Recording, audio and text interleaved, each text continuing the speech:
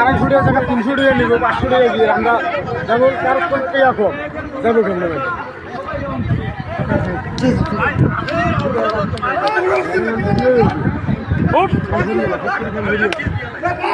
অনেক কিছুই আছে এখান ঘুরিয়ে না, যা যা ওই দিকটা দেখলে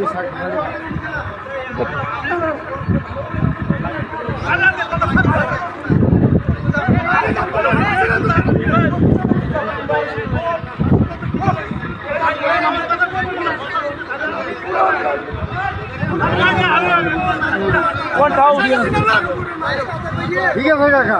যেমন আমরা ডালবোটে এসেছি পিয়া নেই, আমরা ফিল্ডে কাজ করি, 500 টাকা করি কেমনে যাবো বলেন, আপনার সমস্যা কথা বলেন।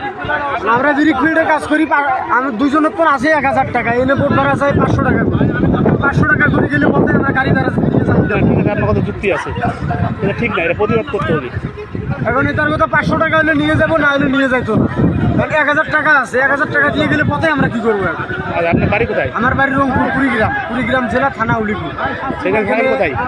এই আমার উল্লে ব্রিক ফিল্ডে কাজ করতাম, কাজ নাই, মানে প্রায় 2-2.5 মাস বোয়া। 1000 টাকা ম্যানেজারের কাছ থেকে ঋণ করি আমি নিয়ে আসলাম, তো শহরে যেয়ে কোনো কাজ কাম করবো। এইখানে আসিতেই তারা টিকিট 500 টাকার নিচে দিত না।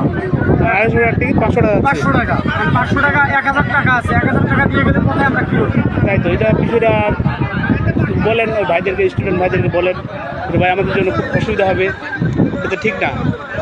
তো মানুষের উপর জোর করে টাকা নেওয়া হচ্ছে।